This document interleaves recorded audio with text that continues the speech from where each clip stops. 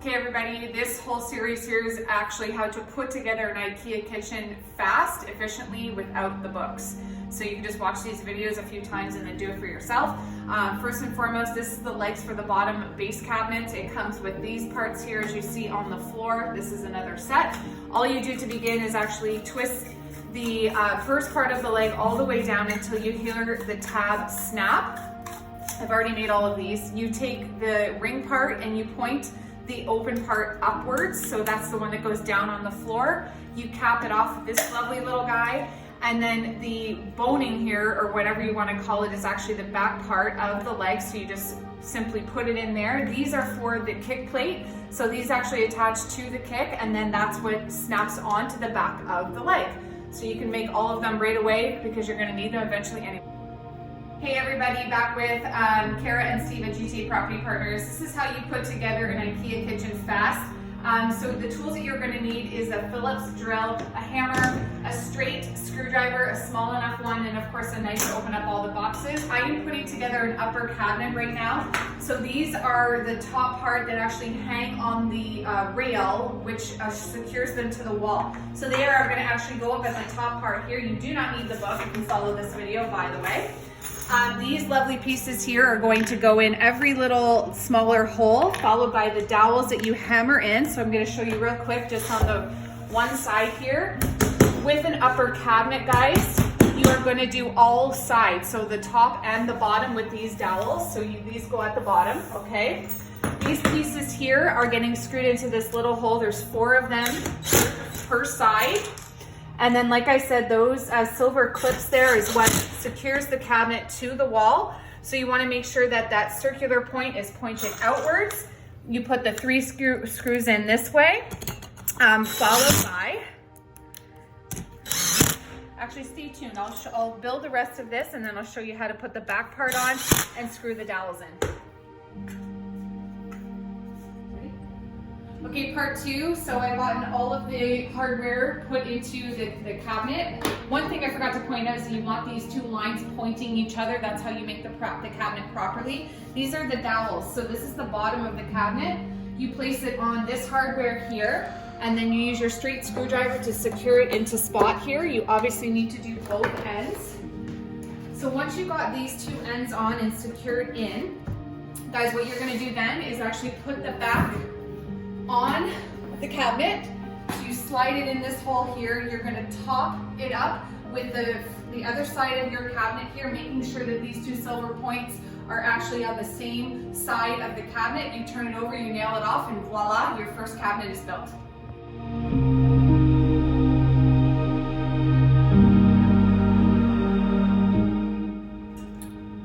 Hello everyone, so we are going to show you how to put up the rail system for the IKEA. Obviously this is a genius system. It goes up like this on the wall and the cabinets hang off of that bracket, so if this is secured to the wall, then the cabinets have a lot of ability to move, so you can slightly adjust them. I've done a few things differently than what IKEA has when they get it in the package, and that's because I've learned a few things over the trick of the trades of doing this for many years. So what I've done is determined where my studs are on the wall. I marked it on my track and I pre-drilled the track instead of using the little clips that IKEA sends, and that's going to make sure that I hit straight onto the stud and literally you can hang off of this, so stay tuned. Okay everybody, so this is a base cabinet for the IKEA, and how you tell the difference is, of course, it comes with the metal rails, but there's only 3 pieces instead of 4, because this is actually the top part that the countertop sits on. So at the bottom, you're still going to put in your dowels. There's 6 of them, depending on the size of the cabinet. Then you're going to, of course, still screw in this here. You're still going to put the top rails in. I just obviously started it to show you for speed. Once you've got this all taken care of, you put on the bottom, you're going to screw in your dowels much like the uppers. You're going to place on the back of the cabinet, which is right here. Here's a little tip. This cabinet's quite large. So there's a fold in the back piece. I actually put the clip on the middle part here so I can do it by myself and I don't have to bother Steve while he's at work. Oh, good idea. Good idea. And then the other 2 clips are actually going to go onto the rail. You just clip it in like so. This is going to grab the back plate of the cabinet, and then you just screw in the tops on the very top of the cabinet, and then it's done. Okay, so we're back with the base cabinet. So as you can see, I put all of the 3 pieces together. This is when you can remove that clip because it's actually super hard to get it on. Make sure you're putting the clip on the right side, just like all the other ones that I put on here. Okay, so you clip that back in. You're gonna line up these holes here and then make sure that the clips are actually going into the back piece of the cabinet on all 3 points here, and just make sure you're pushing that other one back to the center. It's a little challenging to do apparently by yourself today.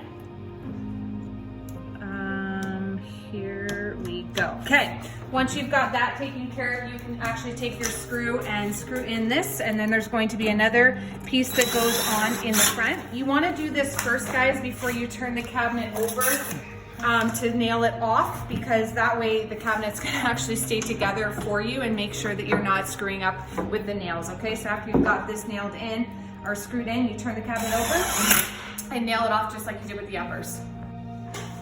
Okay guys, back to the IKEA kitchen. This is actually the drawers. So you can tell the difference between high or low drawers. There's also a medium drawer by the size of the back of the drawer. So what you want to do is place down one of the sides of the drawers on the floor. This is going to snap right into place like so.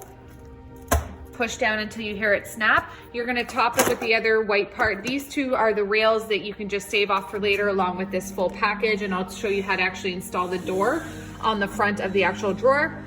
This is the bottom, so once you have this second piece on, you flip it up and then you slide the bottom of the drawer in. You can see that it has grooves on the back, and that's it for the start of building a drawer.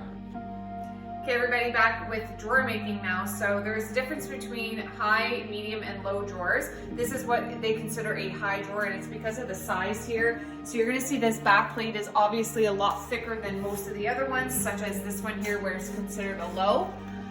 So when you're placing, these are the parts, there's 4 of them, obviously 2 of the plastic things and then 2 of the metal. So they are actually going on the top 2 holes of both of these things here. I don't need the book anymore because I've done this so many times. These 2 clips here go on the side of the drawer. And after those things are screwed in here, you can take those off to adjust the drawers, just so you're aware. So you're gonna need 4 screws, obviously. I do recommend getting a bit extension. Unfortunately, we can't find ours, but it's just a lot easier to get these things screwed in properly. And once you have these screwed in, you basically snap the top of the drawer, the back of the drawer, flip it over, and what you do is actually clip in on the silver part. Okay, once that's done, flip it down.